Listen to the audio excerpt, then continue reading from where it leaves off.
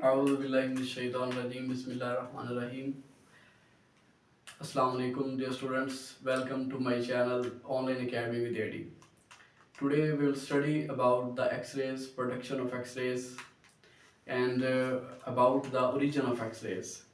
Okay, सबसे पहले हम देखेंगे कि X-rays होती क्या हैं. X-rays actually they are the form of electromagnetic waves. हमें पता है waves दो किस्म की होती हैं, mechanical waves और electromagnetic waves. मैकेनिकल वेव्स वो वेव्स हैं जिनको गुजरने के लिए, जिनको पास होने के लिए किसी मीडियम की ज़रूरत होती है. For example sound waves. अब अगर एयर है तो साउंड ट्रैवल कर रही है, वैक्यूम में एयर नहीं है तो साउंड ट्रैवल नहीं करती.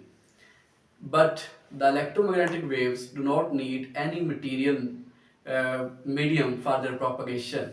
यानी इलेक्ट्रोमैग्नेटिक वेव्स को किसी मीडियम की ज़रूरत नहीं होती. तो एक्सरेज जो हैं they are the form of electromagnetic waves. एक बात तो हमें ये क्लियर होगी कि इनको गुजरने के लिए किसी मीडियम की जरूरत नहीं होती.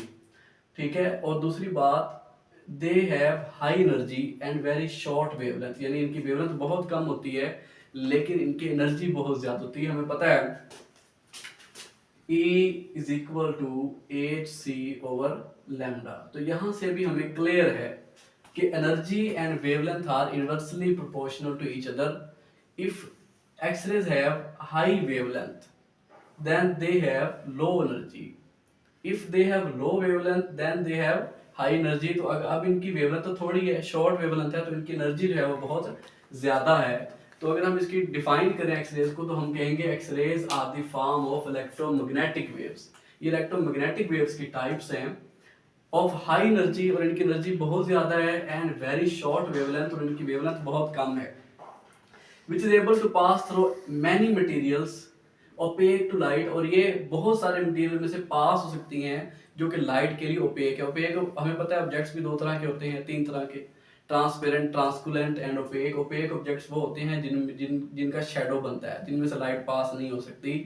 ठीक है. बट एक्सरेज की चूंकि एनर्जी बहुत ज्यादा है तो ये ओपेक ऑब्जेक्ट में से पास हो जाते हैं. ओके. दूसरी बात करें वेवलेंथ की, तो मैंने पहले भी बात की कि X rays have a wavelength in the range 0.01 to 10 nanometre.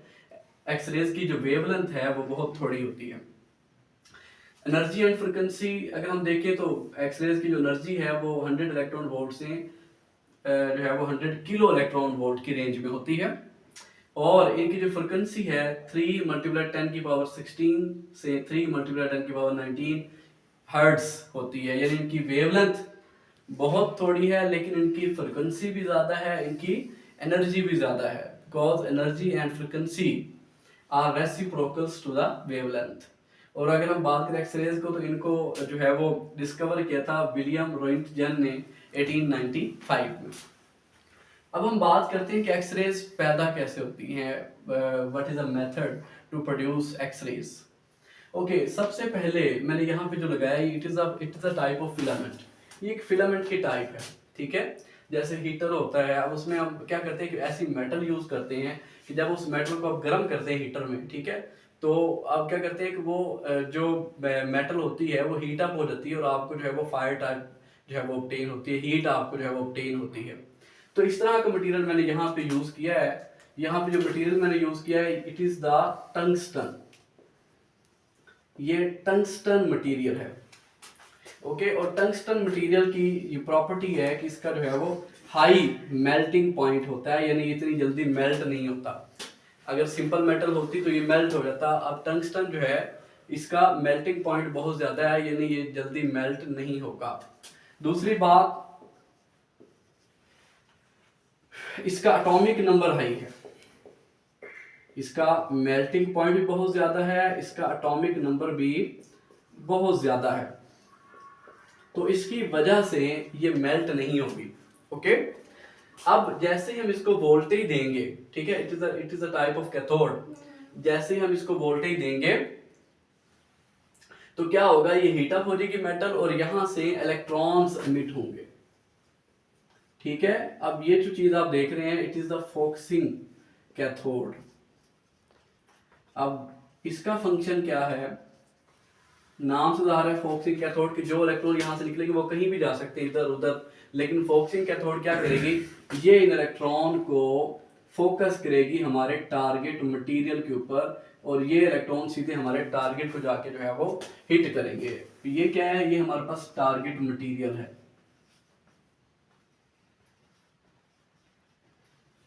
ठीक है, और ये भी टंगस्टन का ही बना होगा। क्यों हमने इसको भी टंगस्टन का लिया है, ताकि ये जल्दी मेल्ट ना हो, ये ना हो कि थोड़े से इलेक्ट्रॉन इसके ऊपर फाल हो और ये जो है वो मेल्ट हो जाए। ठीक है, अब जैसे अब इसको हीट करेंगे, यहां से इलेक्ट्रॉन निकलेंगे, ये इलेक्ट्रॉन इस मेटल टारगेट को हिट करेंगे, और जैसे ही हिट करेंगे यहां से एक्स रेज इमिट होंगी। ओके, क्या फिनोमिना है इससे पहले। अब ये इलेक्ट्रॉन यहाँ गए क्यों, क्योंकि हमने यहाँ पे हाई वोल्टेज बैटरी यूज की हुई है, और यहाँ से ये एनोड बन गई है हमारे पास। जब ये एनोड है, हमें पता है इनके ऊपर नेगेटिव चार्ज है, तो एनोड क्या करेगी, इलेक्ट्रॉन को अपनी तरफ अट्रैक्ट करेगी, जिसकी वजह से ये बहुत ज्यादा एनर्जी से यहाँ से एक्सलरेट होके जाएंगे और हिट करेंगे इस मेटल टारगेट को। जैसे ही इस मेटल टारगेट को हिट करेंगे, यहाँ से एक्स रेज जो है वो इमिट होंगी हमें। ओके, तो ये तो तरीका है इन एक्सरेज को इमिट करने का या एक्सरेज को प्रोड्यूस करने का। और दूसरी बात ये, अगर यहाँ पे एयर होती, ठीक है, तो ये इलेक्ट्रॉन एयर मॉलिक्यूल से टकरा के कोई इधर चला जाता, कोई इधर चला जाता, तो ये कैसे जा रहे हैं, क्योंकि ये वैक्यूम टाइप, हमने इस पूरे अपरेटस को एक वैक्यूम में रखा हुआ है। ठीक है, अब वैक्यूम में है तो यहाँ पे कोई एयर पार्टिकल्स नहीं है। जब एयर पार्टिकल्स नहीं है तो अब ये इलेक्ट्रॉन स्ट्रेट जा रहे हैं और उससे हिट करेंगे। चूंकि एनोड है और ठीक है, ये हीट अप हो जाएगी, तो इसको कूल डाउन करने के लिए हमने यहाँ पे वाटर फिल किया हुआ है। ठीक है, हमने एक कूलिंग सिस्टम लगाया हुआ है, ताकि हमारा जो एनोड है, ठीक है, टारगेट है, वो थोड़ा सा कूल डाउन रहे और हमें एक्सरेज मिले। जितने भी ऑपरेटर्स होते हैं जिनमें एक्सरेज होता है, एक्सरेज प्रोड्यूस होती हैं, जैसे लोग जो है वो पेशेंट अपना एक्सरेज करवाते हैं, उनमें जो है वो water as a cooling agent use होता है, ताकि वो जो डिवाइस है वो कूल रहे और 10-12 साल जो है उससे एक्सरेज आप पैदा कर सके। तो ये तो थी उनकी प्रोडक्शन। इसके बाद जो हमने लास्ट बात करनी है आज, वो है कि एक्सरेज की टाइप्स। एक्सरेज जो है वो दो मेन टाइप्स है इसकी। एक इसकी है, अगर हम देखें टाइप्स ऑफ एक्सरेज, तो इसकी दो टाइप्स है मेन। एक है कंटिन्यूअस एक्सरेज और दूसरी हमारे पास है कैरेक्टरिस्टिक एक्सरेज।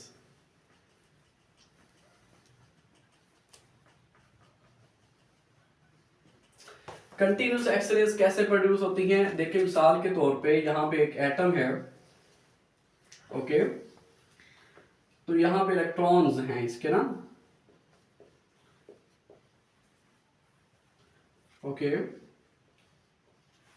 ठीक है। अगर ऐसे है कि जैसे ये इलेक्ट्रॉन जा रहे हैं टारगेट को हिट कर रहे हैं, अगर तो ऐसे हो कि इलेक्ट्रॉन यहाँ पे जो है वो यहाँ से पास हो, ठीक है, बगैर किसी इलेक्ट्रॉन को हिट किए, तो जैसे ये न्यूक्लियस के इफेक्ट की वजह से इसकी एनर्जी हो जाएगी कम, ये स्लो डाउन हो जाएगा।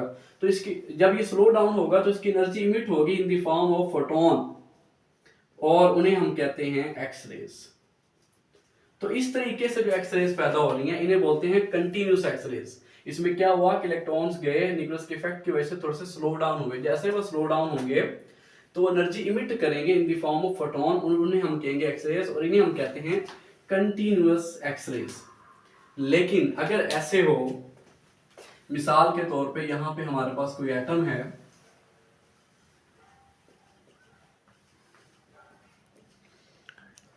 ठीक है, अगर ऐसे हो कि हमारे जो इलेक्ट्रॉन्स यहां से जा रहे हैं वो यहां से जाएं और वो हिट करें एक इलेक्ट्रॉन को, यहां से इसको निकाल जाएं वो, तो यहाँ पे एक वैकेंसी क्रिएट हो जाएगी। इस वैकेंसी को फिल करने के लिए फिर क्या होगा,